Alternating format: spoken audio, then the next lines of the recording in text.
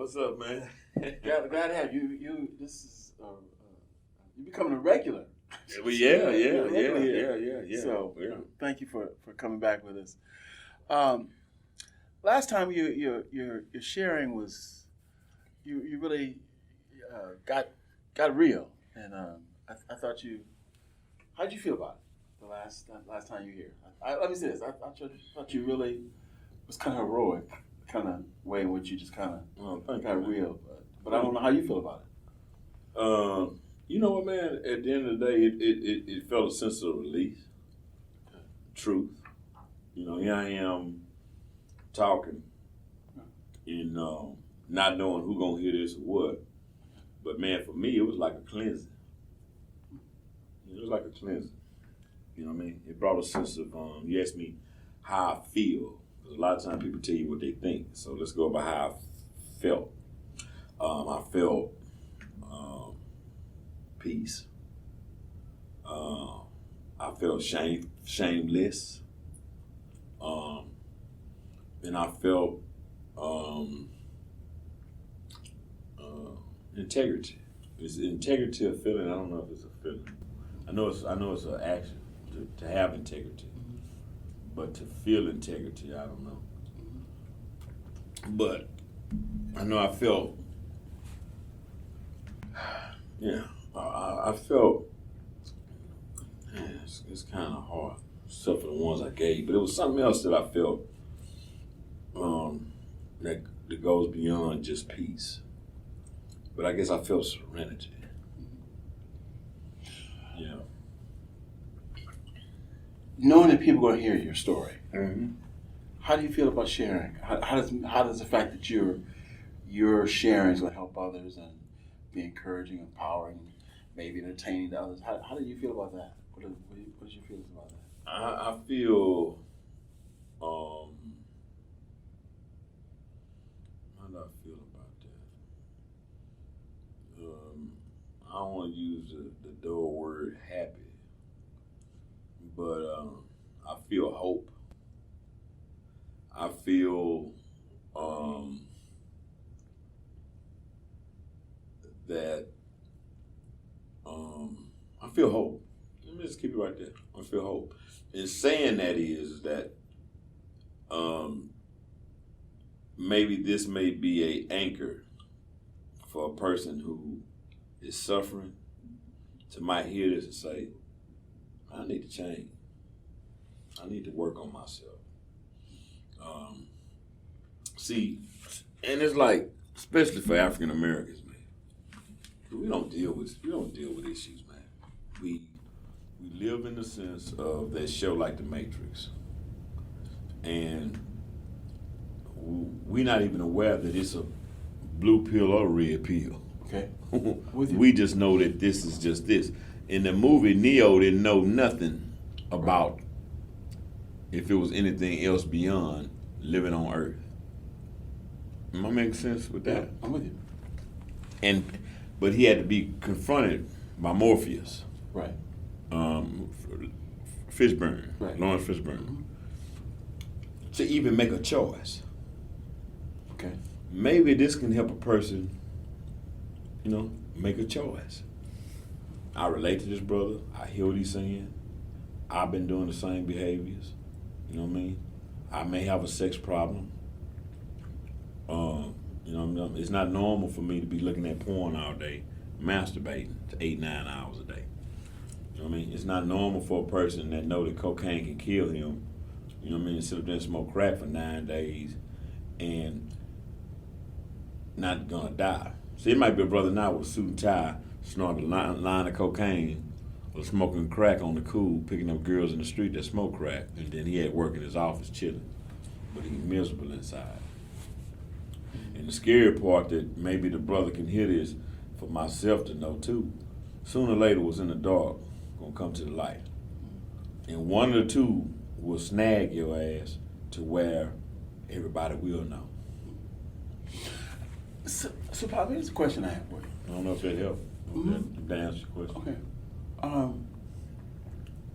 You got all this wisdom, Mm-hmm. and you're able to be authentic, and so why you do this fucked up stuff?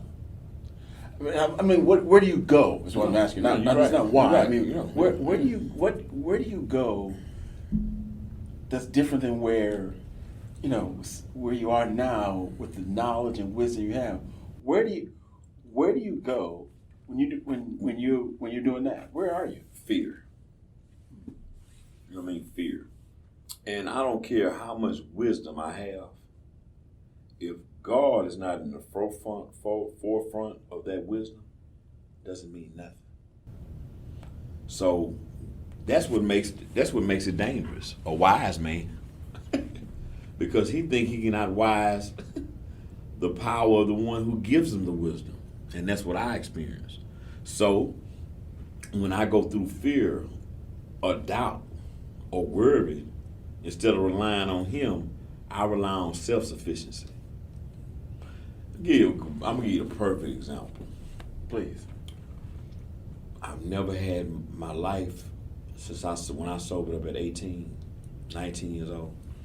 Yeah, I struggled with the sex, but drugs was never an issue again. However, I was a miserable person because I knew something else was wrong with me. I'm in big book studies. I got 50, 60 people that I'm quoting the big book to. I'm considered what you would call a big book thumper. But inside, I was living foul. I was living not in the truth with my sexual behavior. When I say foul, I was living foul. Okay. You know what I mean? I stank. I wasn't good. On the outside, you think you see this perfect guy that works this good spiritual program. Okay. You mean a hypocrite?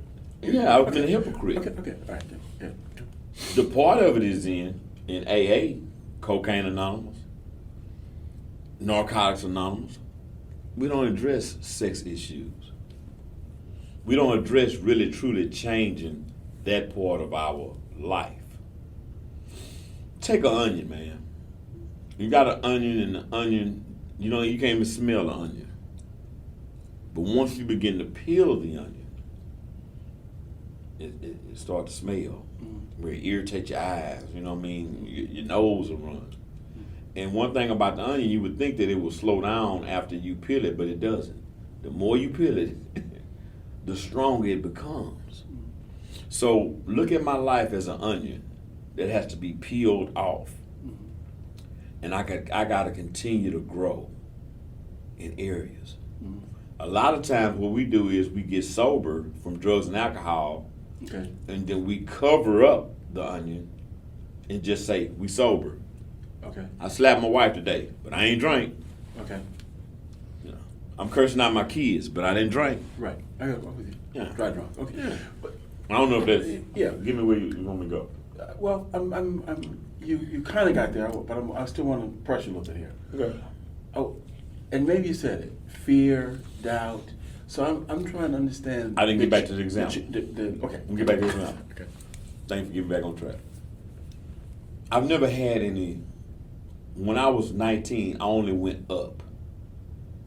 I thank God for recovery, because all my life has always been ladders of positive things happening. Regardless of how much pussy I got, how much acting out I did, I still moved to the top. I had an ambition to do certain things. Okay, all right. You still Okay. Okay, all right, gotcha. I created a business that developed to the point of 7 figures. Okay, I was living the life that any man want to live. okay, See, I don't have to get to a point where I'm rich, where Bill Gates and all that type of stuff. right, I might can't do what he could do, but I can go to an island just he can. Okay. Back to the main point. okay, When my business failed, when life hit me, see, my deal was I had money and I was comfortable, but I was always unhappy. okay, And I had a buddy of mine say, Alvin, your life is good. So God got to give you something to keep you humble. okay. I don't know if I agree with that, but I'm with Okay. you. Well, maybe he had to give you something to keep you humble. Okay. But I could never bounce from this sexual deal. I could never bounce from unhealthy relationships. Okay, So I never was centered. okay, But I prayed to God. Thank you, God. I was blessed, God. I appreciate you. You gave me this. You gave me that. When it went to change, when my money got funny, Okay. When I didn't see a couple of hundred, 200 grand in the bank, Right. okay, and all that type of stuff, I lost focus. God let me down. Okay. And so, what became your focus? What became in that situation? You lost focus. What became your focus? My addiction, my sexual addiction went to a peak. Okay. You know what I mean? My love addiction went to a peak. Okay. You know what I mean? I went into panic mode. Okay. You know what I'm talking about? In other words, there was no more praying. It wasn't no God help me. It was like God took all my money I made. I'm struggling now. I'm going through this back and forth. So that justified it? No, it don't justify it. I'm asking you, did in that moment, did it seem like that? Well, when you say justify my behavior, no, because I've been doing it. You know what I'm talking about? Okay. The reason why I was doing the behavior because I hadn't learned anything else different to do. This is a disease. People might not know it, but sex addiction and drug addiction is a disease. Okay. You feel me? I acted out sexually and didn't even think about doing dope. But the disease progressed sexually where I needed something else to help me be comfortable with the sick stuff I started doing. Okay. So, I don't know if that helps. Yeah. Right. We try. Okay. So we're trying to help some folks here. Right. So when but you still, Pop, you still got all this wisdom. You're a knowledgeable person, Right. articulate. You know some shit. Right. But what I'm hearing you say is you get to places where, even though you know better, Mm-hmm. you know what you up against, what's going on. Mm-hmm. You still choose to act this way, to engage in this activity. Right. And nothing, all the knowledge in the world in that moment don't stop you from Doesn't stop. Okay. And it doesn't stop you because it's a disease? Well, first of all, yes. Help the Yes. people listening. You know, because that's what we deal with. Here you go, deal. When you have a disease, Okay. you got to take. If you have a sickness, you got to take medicine for that every day. Okay. Let's say my mom, good example, Okay. had a heart condition. Okay. She had to take blood thinners to the day she died. If she didn't take the blood thinners, she would be a blood clots, her blood would get thickened. She had a valve in her heart, she would die. Okay. So here go the deal.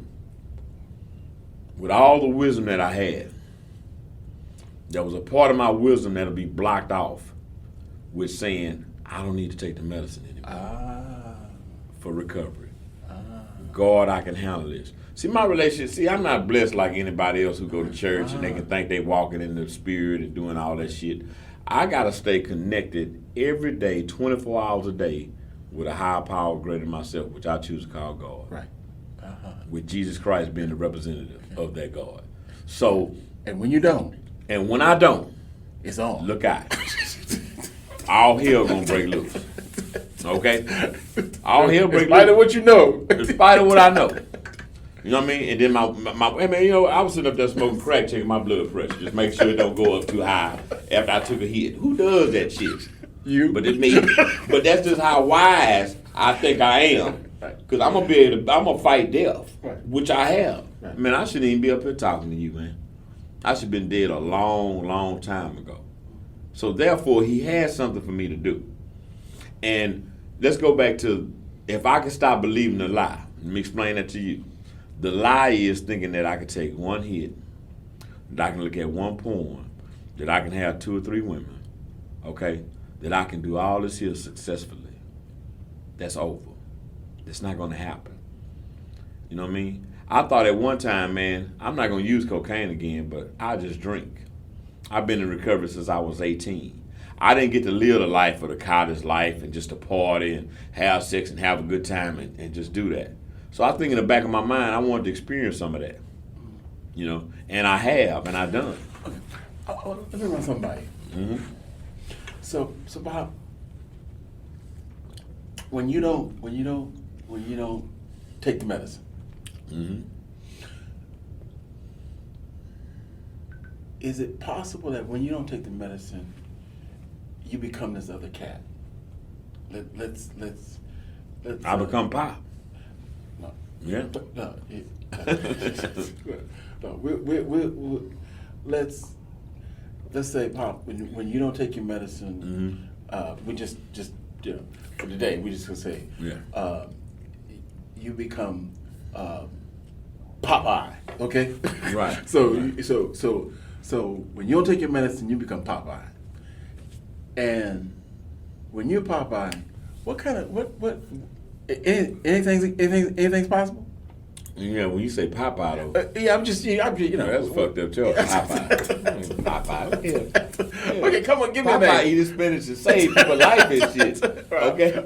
You need to come with Count Dracula or some shit. Okay, all right. Okay. Something. Okay. Some monster or something. Okay, that's good. Smart. Come Dracula. No, we gotta Blackula. That's what I was going to say. Yeah. Blackula. Remember But there's Blackula? something to come with that, man. Now it's a superhero that if he don't do certain things, he's a good guy. Right. But then when he don't take what he need, he turns into a bad guy. God, I Right. can't think of that. I can't think of the character. And I love comic books, man. I'm sitting up here old as Methuselah, and hey, man, I can break down all Like the kinds Hulk? Right, Hulk? Yeah. Okay, let's do the Hulk. Okay, right. But then the Hulk got good character. Okay, well, golly, the Hulk might be a good one. Okay, but let's talk about the Hulk. Let's talk about me being the Hulk. When you don't take the medicine now. When he get angry, Right. he turns into the Hulk. Right. Okay, I don't know, man, but then the Hulk still save people's life. But let's go to this point. We'll be all day trying to find out the character that's a good guy and a bad guy, but I want to go with Dr. Jekyll and Mr. Hyde. That might be a good one because that's kind of the theme role. So let's say, for instance, if I don't take the medicine, which is spiritual tools, praying to God, walking in His will, and I run on self-will, I become a monster. Now, however you want to look at it like that, I become a bad guy. Okay? Now, am I a good person at heart? Yes, even when I turn a bad guy. Yeah, but I'm doing bad things. I'm gonna look at porn till 12 in the morning. I'm gonna look at porn when I wake up from the time I go to sleep. Okay? And then I'll try to look at porn all day so I can go pick up a gal in the street. Okay. You with me? So, Why you say so you can go to that's necessary to get your juices going or something? No. Okay. The goal is that I don't want to be in the streets picking up nobody. So, and let me tell you something about porn.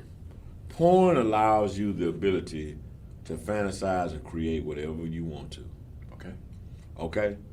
A woman can never stand a chance. You got a lady. Say I have my lady. When I look at porn, I'm cheating. Okay. I'm cheating. Because I'm in fantasy with some other women. Even though I can't touch them, feel them, smell them, taste them, I am still in a sense of trance with these women that I'm looking at. Right. Sure. Okay? Okay. Now, if I go to masturbate on that all day and then my lady want to have sex at night and I can't perform because I'm still thinking about Right. Cherokee Diaz, Right. okay, Beauty Dier. I used to come home when my gals pissed me off and I was mad. Let me go see my girlfriends, Pinky Dier and Cherokee Diaz. Right. You know, and I hope they hear this one day. Now, that's my disease. But let me go look at my girls. They not supposed to talk back. They're not supposed to judge me. They're not supposed to fuss at me. They're going to do whatever I want them to do because it lies in the head. Okay. Sex is all that stuff is in the head, man. I used to think the problem was my penis. It's not my penis, it's my brain. Okay. You know, one time I walked in on my dad when he was confined to a wheelchair, had a catheter and everything. And I walked in the house. I'm sober in SA8. When I realized that I got this disease, and people don't realize you can inherit behaviors, man, through the spirit, where it falls down to generation. I walked in my dad's house, and my dad was sitting up there watching some hardcore porn. That was before the internet. You just buy a VHS. Oh, wow. My dad in there watching straight porn. In a wheelchair. In a wheelchair. And a catheter. Catheter. And I walk in, I'm like, I'm in recovery. I'm like, oh, Daddy, what the hell you looking at? And what did he say? But What what did he he say? just said, I can't remember. Yeah. I'm not going to lie to Yeah. you. Okay? I can't remember what he said. He probably didn't say nothing. You know what I mean? I don't even think I asked. I just said, oh, Daddy, what you doing? Yeah. You know what I mean? And how did it make you feel? What did you feel in that moment? I mean, do you remember? I feel sad. I feel hopeless. And that's what I felt. Why did I feel that way? Because I saw truth of why the way I was. That this just didn't just fall in my lap. This is hereditary. Here go a man 70-something years old with a catheter in his dick looking at porn. And then it let me know the power of this disease. The power of it. His dick can't do nothing. But guess where he was getting stimulated at? His mind. Mind a real powerful deal. It's going to either be 2-1. It's going to either be your master or your servant. When it masters you, that's when it's a problem.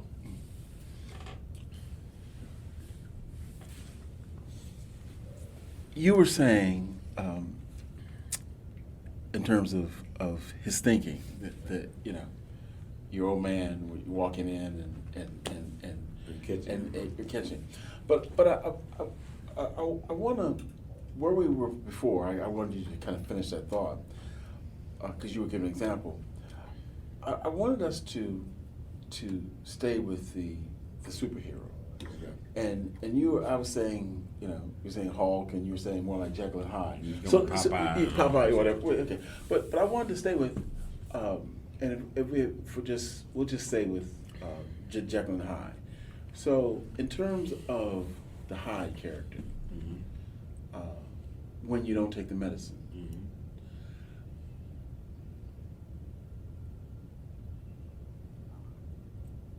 what does the Hyde character think about all this recovery shit? What's Hyde think about you Pop be doing? You know, I'm sure that don't please Hyde. No. What's Hyde's take on that? We don't need it.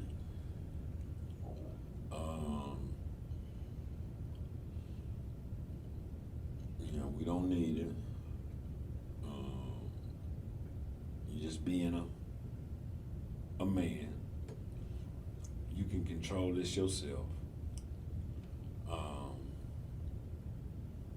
No need for God to connect.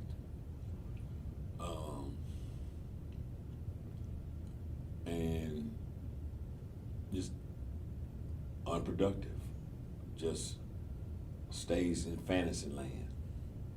In other words, he takes up so much of my time to where there's no productivity, there's no connection with my kids. He just want to just do things his way.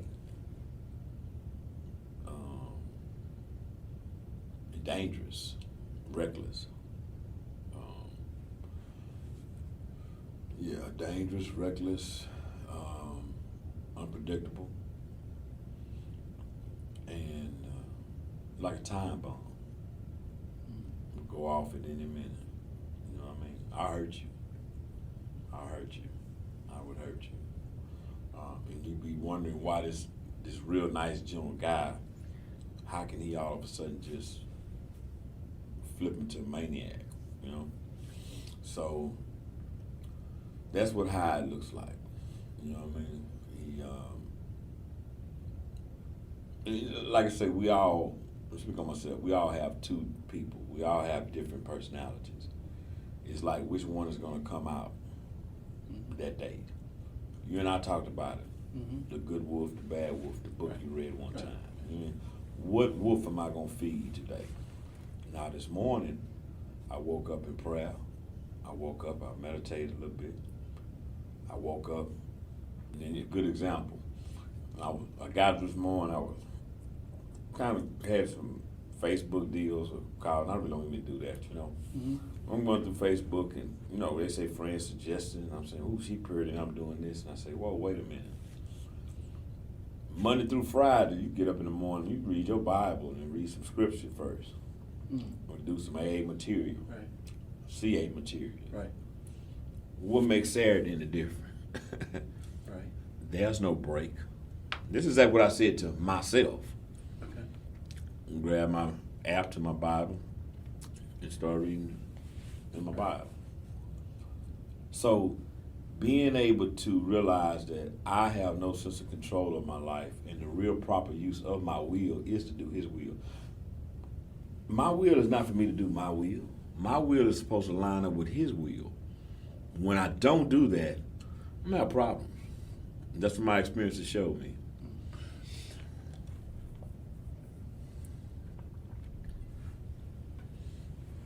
And he's the source of that problem? Hyde is the source of that problem? Yeah, most definitely. Most definitely. However, go back. But I am addicted. I do have a disease. I do have the disease of addiction. Now, it's in my body. You with me? If I drink alcohol, smoke some crack, that's in my body. I have no control over that. But I do have control over me putting it in my body. Now that's when the fight goes between me and the monster and the hive. That's when the fight goes. What am I going to choose today? Because what I have is a daily reprieve contingent on my spiritual maintenance. So what am I going to do today? Now my choices haven't been good in the last, over 50, the days I told you I had my, yeah. But I'm back on being. Is there any positive? Does Hyde bring anything positive to the table? Yeah, he What? does. What? He does. He helps me he really comes to protect me through the pain that I've experienced. But the way that he wants me to, but the solution that he gives me only helps temporarily and really destroys me. It's on a temporary fix. So he does have good intentions. You ever seen a movie called A Beautiful Mind with Crow? He had all these characters going on, man. He fooled the shit out of me. Okay? I'm thinking it was real to his friend in college. I thought that was his friend. Right. I mean, I thought he actually worked for the FBI. He was doing everything to get away from truth. You with me? I'm with you. When he got to the point where he began to heal and recover, the guy from college came back up and he looked at him and said, "Thank you. I appreciate your help, but I don't need you anymore." And that's what I have to tell my disease, my sickness. I appreciate you, man. I know you're trying to take care of my little boy, but the way that you're taking care of my little boy is not gonna help him. It's not gonna nurture him. It makes him feel worse. That's the movie. That's the movie. But in life, do you think it works? Is that easy? Yeah. Is that easy to just to write off? Hell no. You gotta get into it. You can't. But the movie is how we do though. Right. The movie is how we do. Right. We have, but some people don't even get in touch with the friend. Don't even know the purpose that he's there. See that what they say the biggest trick that the devil did is not letting you know he exists. That's when I had to identify that I have him, and it's not for me to get self-righteous and say, "Oh, go to hell, rebuke you in the name of Jesus," and all that shit. He has been a part of me. Hey man, I'd be dead right now if it wasn't for my disease. I had to go through what I had to go through, and it helped save my life when times I wanted to split my throat or shoot myself, okay, or jump over running across the railroad when I was a kid.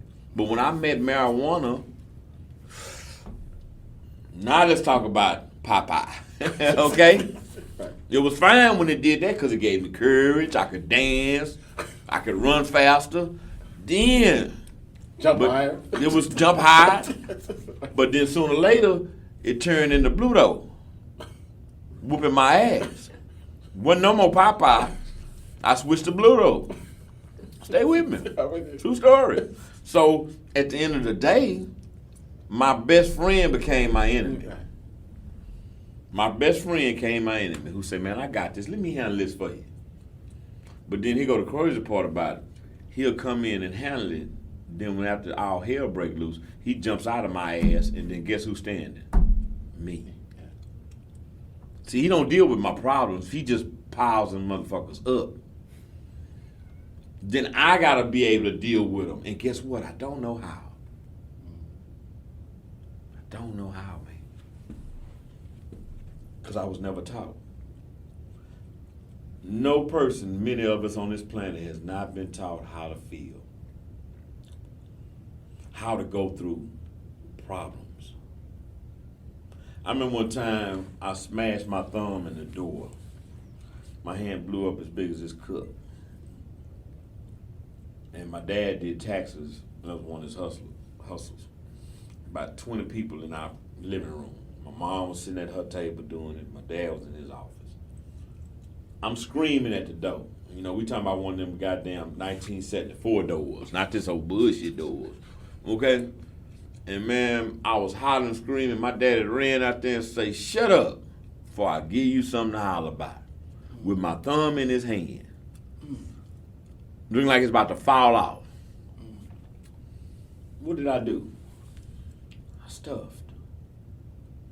You don't express pain. You don't express hurt. Let me tell you how love is fucked up.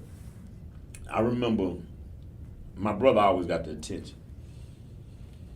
I never felt a sense of, I know my mom loved me, but expressing it, hugging me, loving me, praising me. My younger brother was always the one to be praised. And it started off from infancy. When I was born, true story. When my mom went for her 30-month checkup, 30-day checkup, she was pregnant. I lost her right there. A month old. She had to begin to focus on herself. She's carrying another child. So in 9 months, my brother was born. I'm just 9 months. So right there, guess what? I done lost that connection with motherly love already. You know? Then I remember her telling me, you know, I hate I got pregnant with your brother like I did, because I feel like you missed something. Because she saw how I would get a girlfriend and just go crazy as a kid. I mean, I was 6 or 7 years old, just madly in love, and she just didn't understand why my son just fall and his nose just get wide open like a train could go through it with these women. And her and I grew, our relationship grew, had a hard relationship, but it grew by me having recovery to where I could tell her certain stuff, and she started to connect. First, she fought. Man, when I went to treatment at 18, and them people set my mom and daddy down and told them they was a part of the problem, they got up and left. And was pissed. See, they felt like they was the victim because they was getting robbed and me taking their stuff and stealing and all this type of shit. But the ladies had to let them know, y'all play a part of him doing this here. You might not be a part of him stealing this because he on drugs, but what made him pick up the stuff to do the drugs? What was y'all doing as parents? My mom told me that I would sit down real patiently and watch her feed my brother, change him, do his diapers, and I'd sit there. And then after she finished, I would do this. Oof. So, a 9-month-old or 1-2-year-old shouldn't be trained to do no shit like that. To wait to be second. Right. Stay with me. So as time went on, I remember I wanted my cousin just to hold me. I wanted the cousin just to kind of like pick me up and just hold me. Demonstrate love. Right. Remember like it was yesterday. Well, that love turned into being molested. Oiling him. Waking up in the morning when I spent night over there at my family house with his penis in my mouth. That's what that turned into. I don't know what the fuck he was doing. I didn't know how this was created, what this is. I'm 6, 7 years old. Stay with me. So, it ain't by mistake I'm here. No. the journey that I've had to experience. Some shit took place for this monster to be created. You with me? I'm with you. And all the monster's trying to do is take care of the little boy that was hurt. Right. But the way he took at it was trying to get revenge on things that was done to him. You feeling that? Yeah. But I gotta let him know, man, it ain't the way for us to do this. It ain't the way to do this. You just steady making the kid hurt. I'll never forget my dad. Every time I smoke a cigarette, I get thrown off with myself. And I can't, it's like I gotta put him down. But the other day, that's what I thought about. I remember one time me and my brother was sneaking trying to smoke cigarettes. My dad set me down and had us just smoke cigarettes. That was his punishment, cigarette. We like little kids. Every time I put a cigarette in my mouth, Think about that. I'm hurting that little kid. I'm being my daddy now. Steady puffing and puffing and puffing and puffing. And it made me, baby, hopefully I can say this here and then come back next week and say, man, I ain't smoking no more. That shit made me put them motherfuckers down. But I'm giving you examples of how we, especially black culture, we're not able to put shit together like that. So I thank God for being a dope fiend at 18, and my mama put me out on the corner at the Star Hope Mission and dropped me off for me to get in recovery and turn 19 years old homeless. Because I learned way more than what I was supposed to learn in spirituality by sobering up like I did. I had 20 years, got out the program, thought I could kind of do it my way. I've been doing recovery since I was a kid. I wanted a fucking break, okay? I want to see if I could drink. Hey, I got addicted when I was 18. Maybe I might not be an addict. I can smoke a little weed and do this shit. Well, shit, that ain't work, man.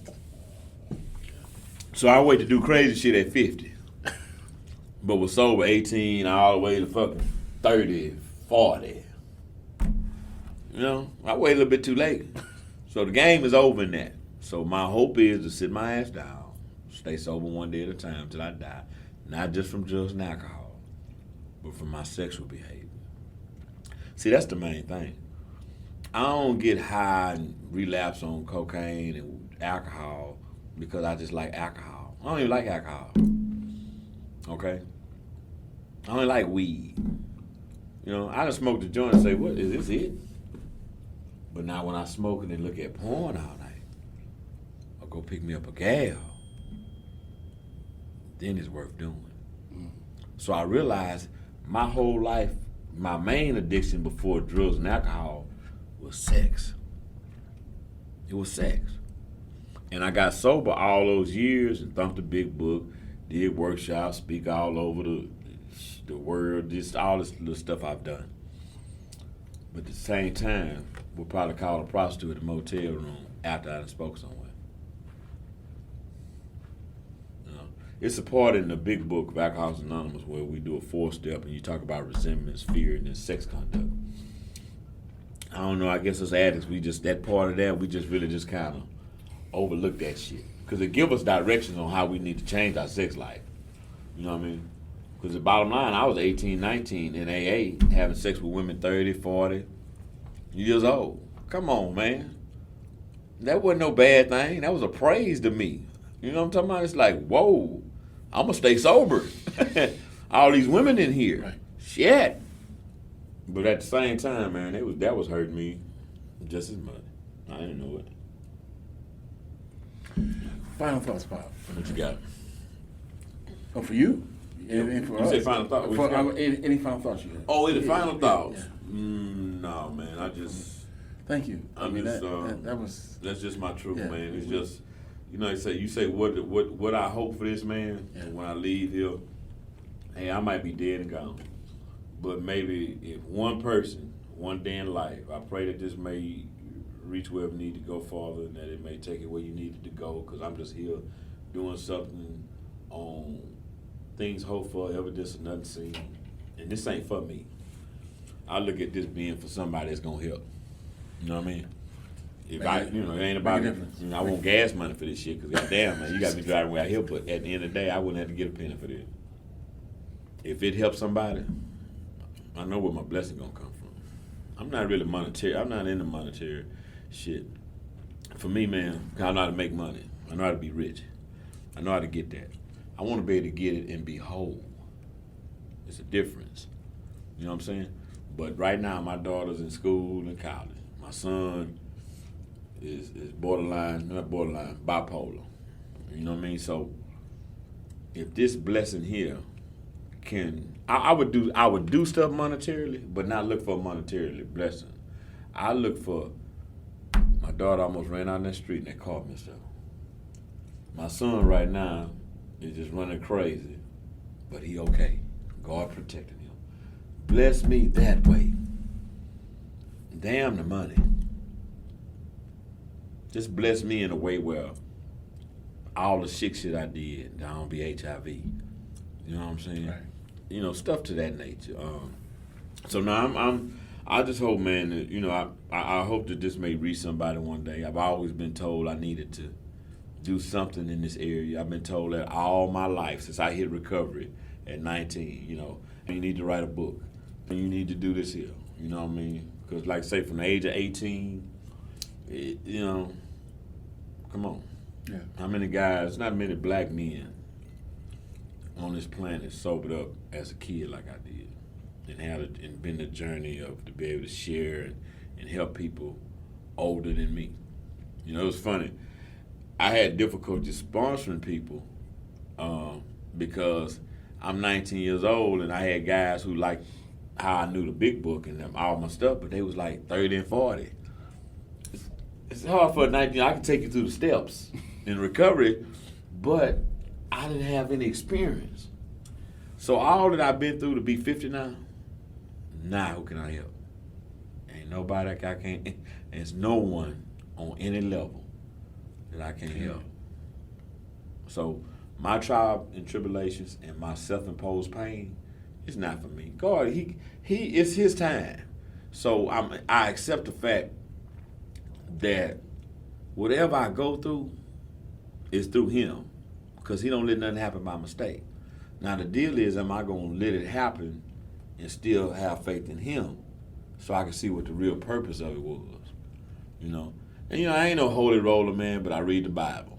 And I look at the story about, is it Joseph? And Joseph was staying with the Pharaoh's first captain. Right. Yeah, you know what I mean? Then he told him, hey, man, you can have a ball up in here, but just don't touch my woman. Mm-hmm. But then the woman wanted to touch him. Yeah. So she lied. Right. You know? Now, he thought he was living good with this guy. You know what I mean? With Pharaoh or what's his name? Potiphar. Okay, yeah, he lived with Potiphar. Mm-hmm. So he chilling with him, but that wasn't his true blessing. Mm-hmm. God had to give him 10 years in jail, and he still was gossiping, doing the gospel. Mm-hmm. You know what I mean? Then after the 10 years, what happened? Boom. The true blessing of what kingmanship or something that he developed after that. Yeah. So what I think with 1.2 million and all this here I made, and I bought the big house and the $100,000 Lexus. Then when God took that, when things started to happen, I didn't do like Joseph. I moved away from God. See, really what I realized today, I was supposed to embrace him. Job. I was supposed to embrace it and see. But he know me. You know, he wanted to see how I was gonna do it. So I had to go through this pure hell, self-imposed, until he said, he up there saying, Alvin, I'm waiting, man. I'm waiting. So he had to almost take me 45 some days ago for me to snap, to be able to be here to talk to you. But that's all I got, man. Write the check, man. Shit. I didn't want none at first, but write that check, man. Shit.